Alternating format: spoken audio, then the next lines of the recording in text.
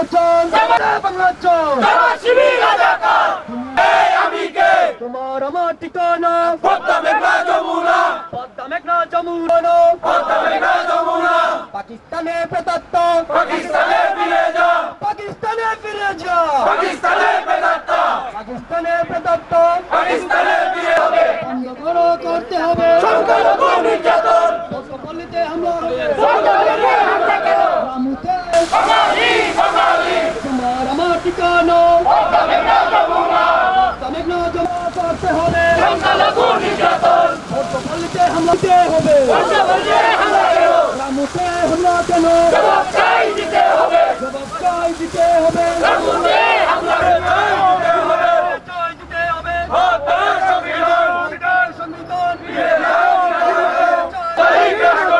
জামাত শিবির রাজাকার এই মুহূর্তে বাংলাচল পাকিস্তানের প্রেতাত্ম তোমার আমার ঠিকানা পদ্মা মেঘনা যমুনা তোমার আমার ঠিকানা পুরে চাই হিন্দু কেন পুরে চাই হিন্দু মুসলিম ভাই ৭২-এর সংবিধান ফিরে দাও দিতে হবে ৭২-এর সংবিধান ৭১-এর চেতনা সাম্প্রদায়িক রাষ্ট্র না জবাব চাই দিতে হবে সংখ্যালঘু নির্যাতন বন্ধ করতে হবে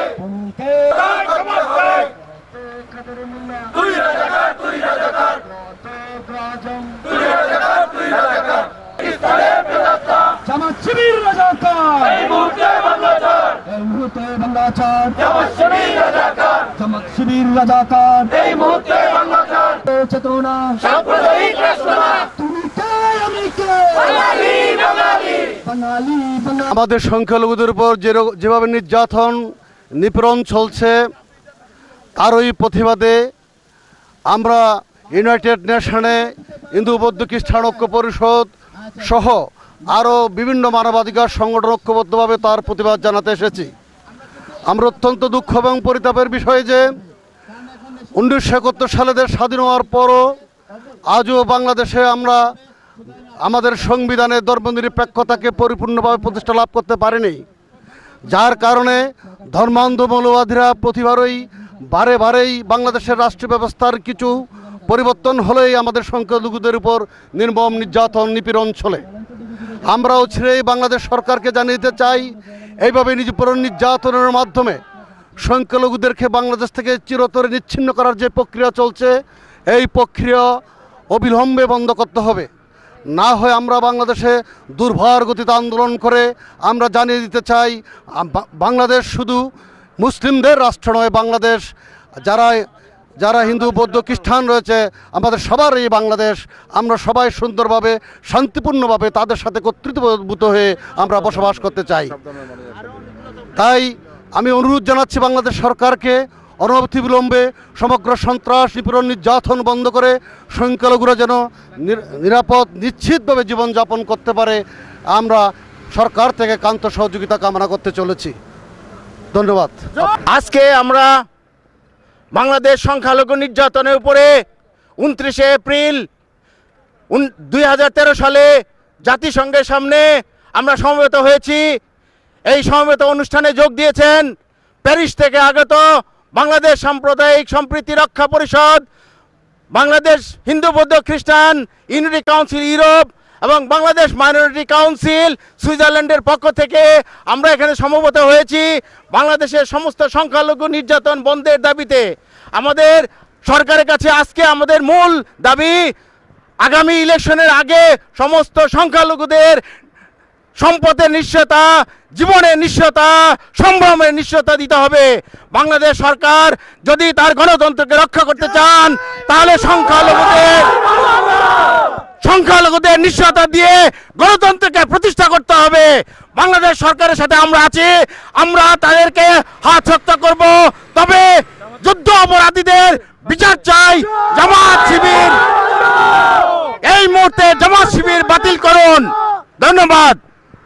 আমরা এই মুহূর্তে জেনেভা জাতিসংঘের সম্মুখে আমরা সমবেত হয়েছি বাংলাদেশের ৭১ যুদ্ধ অপরাধের বিচারের দাবিতে এবং সংখ্যালঘু নির্যাতনের বন্ধের দাবিতে হেফাজতের বিরুদ্ধে সর্বস্তর দেশ বিদেশে জনগণ রুখে দাঁড়িয়ে সম্প্রীতি রক্ষা করে দেশকে কলঙ্ক মুক্ত করার জন্য যুদ্ধাপরাধের বিচার দাবি করছি।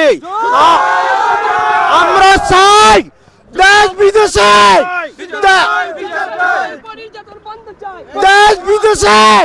বাঙালি জাতির কলঙ্ক করতে চাই না। জাতির বিচার সম্মান রক্ষার্থে সংখ্যালঘু নির্যাতন করে সংখ্যালঘু। আমি বাংলাদেশ সরকারের কাছে অনুরোধ জানাচ্ছি যে বাংলাদেশের সংখ্যালঘুদের উপর নির্যাতন বন্ধ করার জন্য বিশেষভাবে অনুরোধ জানাচ্ছি। আমরা প্যারিস প্রবাসী এবং প্রত্যেকটি ইউরোপ প্রবাসী, আমরা যারা প্রবাসী বাস করি সবাই আমরা আহ্বান জানাচ্ছি বাংলাদেশ সরকারের কাছে সংখ্যালঘুদের উপর নির্যাতন বন্ধ করার আহ্বান জানাচ্ছি। ধন্যবাদ। প্রথমে আমি ধন্যবাদ জানাচ্ছি আজকে বাংলা ভিশনকে এখানে আসার জন্য।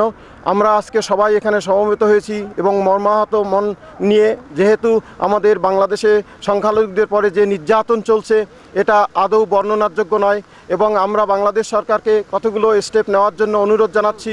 ইমিডিয়েটলি বাংলাদেশ সরকারের উচিত বাংলাদেশ মাইনরিটি রাইটস কমিশন গঠন করা, বাংলাদেশে একটা রিলিজিয়াস সংখ্যালঘু সম্প্রদায়ের জন্য একটা মিনিস্ট্রি এস্টাবলিশ করা এবং স্পেশাল ট্রাইব্যুনালের মাধ্যমে এই যারা অ্যাট্রোসিটিগুলো কমিট করছে তাদেরকে পানিশমেন্ট দেওয়া দ্রুত পর্যায়ে।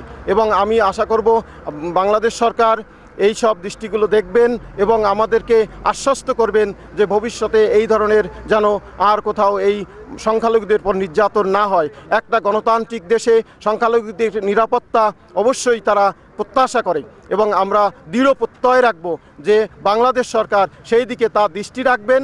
এবং আজকে এই কারণেই আমরা আর কোথাও কোনো জায়গা না পেয়ে ইউনাইটেড নেশনের সামনে জড়ো হয়েছি, যেখানেই আমাদের শেষ আশ্রয়স্থল। আমরা বাংলাদেশ সরকারকে সমুন্নত রাখতে চাই এবং মাইনরিটিদের যে সমস্যা সেইগুলো সমাধানের দৃঢ় প্রত্যয় ব্যক্ত করছি এবং এই বলেই আমরা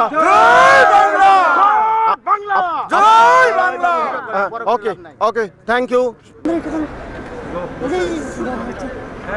গণপ্রজাতন্ত্রী বাংলাদেশ সরকারের কাছে আজকের আমাদের এই হিন্দু বৌদ্ধ খ্রিস্টান ঐক্য পরিষদের পক্ষ থেকে এবং সাম্প্রদায়িক সহিংসতা সম্প্রীতি রক্ষা পরিষদের মাধ্যমে আমরা ফ্রান্স থেকে ইউনাইটেড নেশনের সামনে উপস্থিত হয়েছি।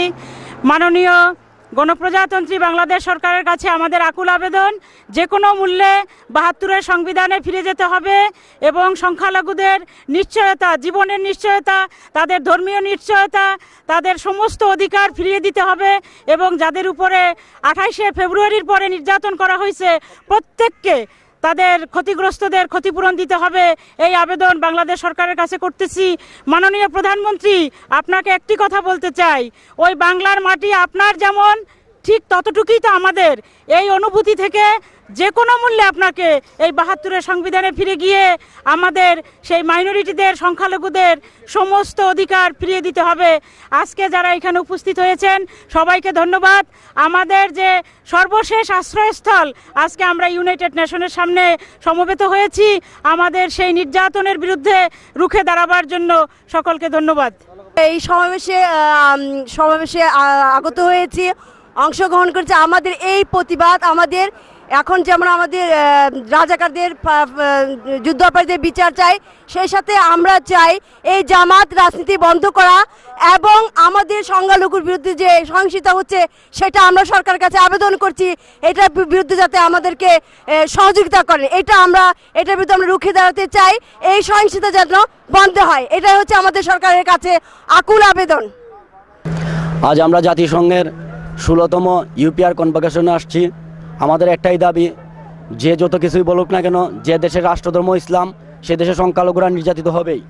তো আমরা মাননীয় প্রধানমন্ত্রীর কাছে এই জাতিসংঘের মাধ্যমে একটা প্রস্তাব দিতে চাই যে আমাদের পার্শ্ববর্তী রাষ্ট্র ভারতে একটা সংখ্যালঘুদের অধিকার রক্ষার জন্য মিনিস্ট্রি অফ মাইনরিটি অ্যাফেয়ার্স নাম একটা সংগঠন আছে, বিচার বিভাগ আছে। বাংলাদেশে যেন এমন একটা বিচার বিভাগ চালু করা হয়,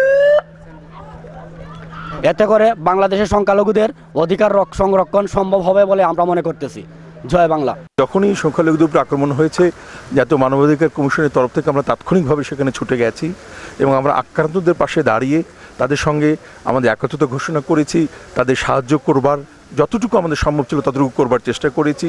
এবং শুধু তাই নয়, আমরা ঢাকায় ফিরে এসে প্রায় আমি ব্যক্তিগতভাবে জাতীয় মানবাধিকার কমিশনের তরফ থেকে প্রায় 12টি আধা সরকারি পত্র লিখেছি এবং সেই পত্রের ভিতরে সুনির্দিষ্টভাবে উল্লেখ করেছি যে কিভাবে, কোথায়, কেমন করে এই আক্রমণগুলো সংগঠিত হয়েছে, কার দ্বারা সংগঠিত হয়েছে, আমাদের অঙ্গুলি কোন দিকে নির্দেশিত হচ্ছে এবং সরকারি তরফ থেকে কি কি ব্যবস্থা গ্রহণ করা দরকার বলে আমরা মনে করি সেই সংক্রান্ত একটা সুপারিশমালা আমরা প্রণয়ন করে আমরা কিন্তু শুধুমাত্র স্বরাষ্ট্র মন্ত্রণালয় নয়, আমরা অনেকগুলো মন্ত্রণালয়ে আমরা পাঠিয়েছি, এমনকি আমাদের ক্যাবিনেট সচিব তাকেও পাঠিয়েছি যেন এগুলো মাননীয় প্রধানমন্ত্রীর দৃষ্টিগোচরের জন্য নিয়ে আসা হয় এবং তিনি যেন তাৎক্ষণিকভাবে ব্যবস্থা গ্রহণ করতে সক্ষম হন। সেই পথটিকে একটু সুগম করবার জন্যে আমরা কিন্তু আমাদের যতটুকু ভূমিকা রয়েছে ততটুকু পালন করবার চেষ্টা করেছি। কিন্তু আমরা হয়তো যতখানি চেয়েছিলাম যে বিশেষ করে যারা যারা চিহ্নিত হয়েছে যে কাদের দ্বারা এই আক্রমণগুলো সংঘটিত হয়েছে তাদেরকে তাৎক্ষণিকভাবে আইনের আওতায় নিয়ে এসে শাস্তির যে ব্যবস্থা করা, সেইখানে কিন্তু যতটা দ্রুততা আমরা আশা করেছিলাম ততটা দ্রুততার সঙ্গে যে ব্যবস্থা নেওয়া হচ্ছে এটা কিন্তু আমাদের কাছে অনেক সময় মনে হয়নি। সেই জায়গাতে গিয়ে আমাদের একটু বোধহয় একটু হতাশা কাজ করে।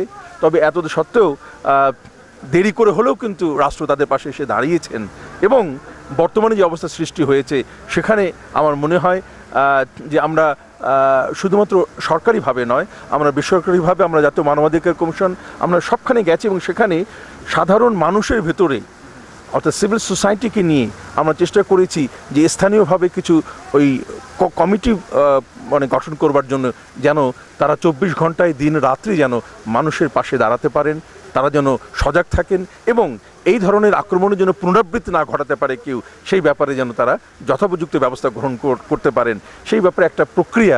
কিন্তু এই কাজটি রাষ্ট্র কিন্তু করছেন এবং তারা কিন্তু এই আক্রান্তদের পাশে রয়েছেন।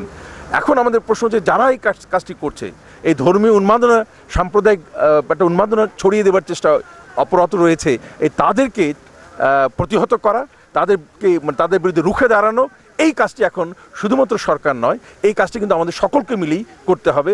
সাধারণ জনগণকে, আমাদের বাংলাদেশকে যারা ভালোবাসি, এই মাতৃভূমিকে যারা ভালোবাসি এবং যেটি হচ্ছে মুক্তিযুদ্ধের সত্যিকারের বাংলাদেশ, সেই বাংলাদেশ যদি গড়তে হয় তাহলে কিন্তু আমাদের সকলকে একাট্টা হয়ে ঐক্যবদ্ধ হয়ে এই যে চক্রান্ত চলছে সেই চক্রান্তের বিরুদ্ধে আমাদের রুখে দাঁড়াতে হবে।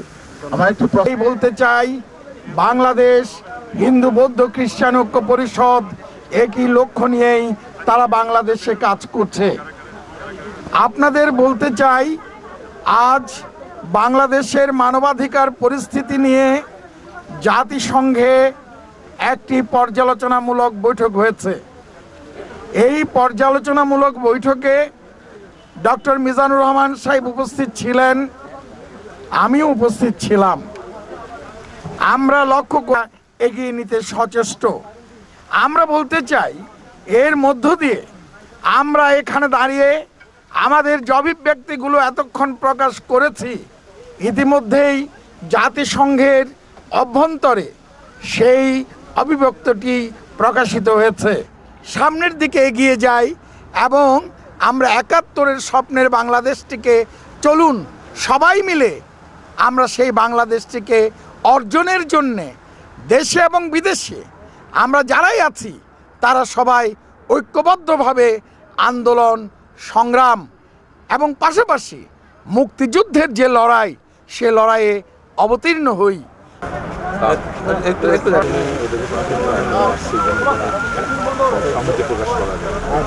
ধন্যবাদ আপনারা আসার জন্য, অনেক অনেক ধন্যবাদ জানাচ্ছি। আমরা ওনার থেকে কিছু শোনার জন্য আগ্রহ প্রকাশ করেছি। আশা করি উনি আমাদের সামনে কিছু বলে আমাদেরকে আনন্দিত করবেন। যারা দিয়েছিল আমাদের এখানে কয়েকজন বন্ধু আছে, তারা আমরা আসলে জার্মানিতে একটা কাজ করছিলাম, তো যখন বললো যে ইউএনের সামনে এরকম অনুষ্ঠান হবে, আমাদের বাংলাদেশের ভাই বোনরা থাকবেন, বাঙালিরা থাকবেন, এটা আমার কাছে খুবই অভিভূত হয়েছিলাম আমি যে, এবং আমাদের কাজ কি আমরা একটুখানি আগামীকালকে আসবার কথা, কিন্তু আমরা বেশি করে দ্রুত কাজ করে আমরা আজকে 5:30টার ট্রেনে জার্মানি থেকে চলে এসেছি যে শুধুমাত্র আপনাদের সঙ্গে যাতে সংহতি প্রকাশ করা যায় এবং এই গণজাগরণের যে কাজটি শাহবাগ চত্বরে হচ্ছে তরুণরা করছে সেটারও আমরা অংশীদার।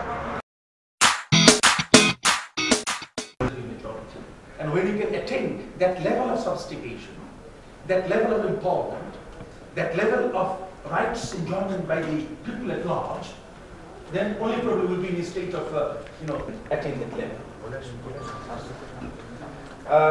You see, as I mentioned, that over the years, the religious card have been played by the West headquarters time and again, but rather in a very destructive of total helplessness of the community incidents took place in Bangladesh. When I visited one of those, then we can leave this country. Now think, in terms of a citizen, arms, he's asking kindness of another citizen merely because whatsoever this fundamental rights of the citizens.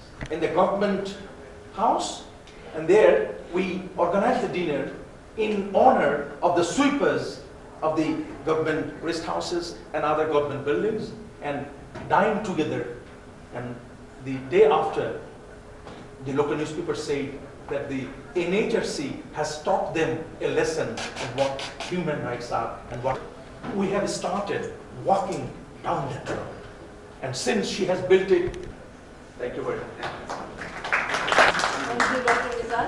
Normally we say seeing is believing, but now we can say, I'm sorry, and now you all believe me. Thank you, Dr. Rizal, for being so dynamic and so convincing and so, I would say, practical.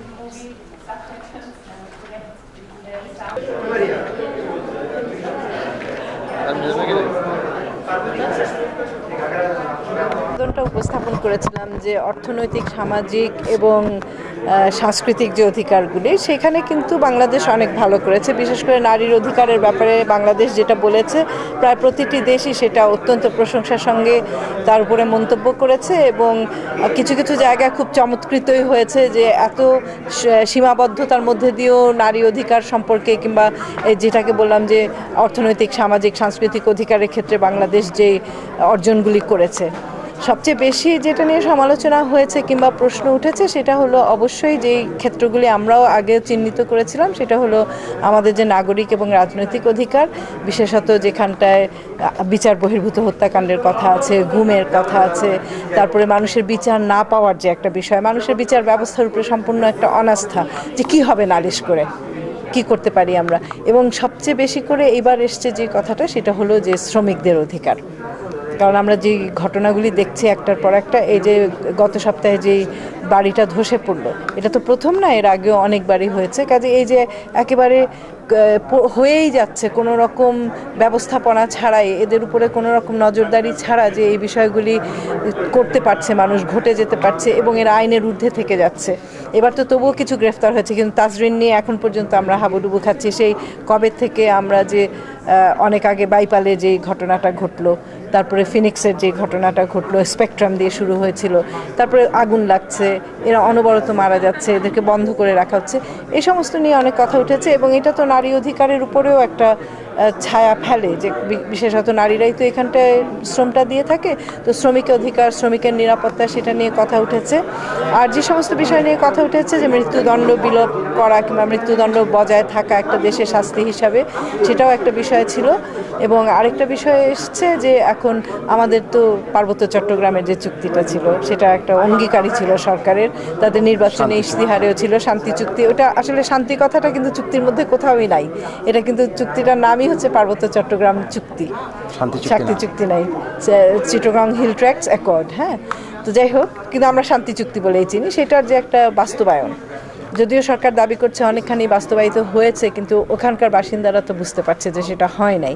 এবং যারা আমরা যাদেরকে minority community বলছি কিংবা সংখ্যালঘু বলছি, সেটা ওই অর্থে আমরা সংখ্যালঘু বলতে চাই না। একটা গণতান্ত্রিক সমাজে তো সংখ্যাগুরু সংখ্যালঘুর বিষয়টাই থাকা উচিত না, কিন্তু সংখ্যাগতভাবে যারা কম আছে তাদের উপরে যে অত্যাচারগুলি হয়েছে, এবং যখনই দেখা গেছে যে রাষ্ট্র কোনো না কোনোভাবে যারা ধর্ম নিয়ে ব্যবসা করে রাজনীতির নামে কিংবা ধর্মাশ্রয়ী রাজনীতি নিয়ে নিজেদের ক্ষমতা প্রতিষ্ঠিত করতে চায়, তাদের সঙ্গে যখনই কোনো আপোষকামী একটা ভূমিকায় চলে যায় তখন কিন্তু দেখা যায় যে যারা সংখ্যায় কম, বিশেষ করে হিন্দু সম্প্রদায়, বৌদ্ধ সম্প্রদায়, নারী, এদের উপরে কিন্তু অত্যাচার অনেক বেড়ে যায়। এটা বারে বারেই হয়েছে, হতেই থাকবে। এবং বিশেষত এই পর্যায়ে যখন যুদ্ধ অপরাধের বিচার কিংবা মানবতা বিরোধী অপরাধের বিচারটা প্রায় শেষ পর্যায়ে, অনেক মানুষের শাস্তি হওয়ার সম্ভাবনাটা একটা প্রকাশ্যে চলে আসছে, তখন এদের যে একেবারে মরিয়া হয়ে একটা আক্রমণ, যে আক্রমণের কারণে আমরা দেখছি যে বিগত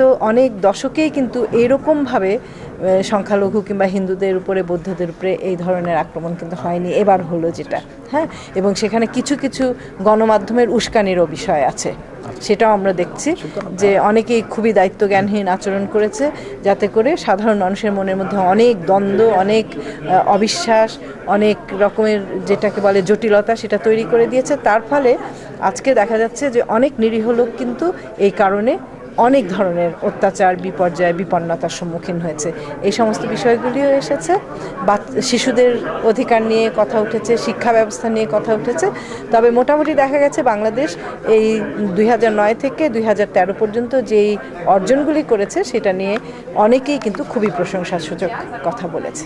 তো এখানে একটা কথা আমার, যে আপনি না, আমি একবারও বলি নাই, আপনি বুঝেন নাই। তাহলে বলছি সংখ্যায় যারা কম তাদের এবং নারীদের উপরে আক্রমণটা আসে যখন রাষ্ট্র যারা ওই ধরনের যেটাকে বলে যে রক্ষণশীল, সন্ত্রাসী, ধর্মকে ব্যবহার করে নিজেদের জায়গাগুলি পরিষ্কার করে নিতে চায়, তারা যখন রাষ্ট্রের কাছ থেকে কোনো রকম সুরক্ষা পায় কিংবা তাদের সঙ্গে একটা আপোষকামিতায় চলে যায় রাষ্ট্র, তখন তারা কিন্তু যারা সংখ্যায় কম এবং নারী তাদের উপরে আক্রমণটা করে।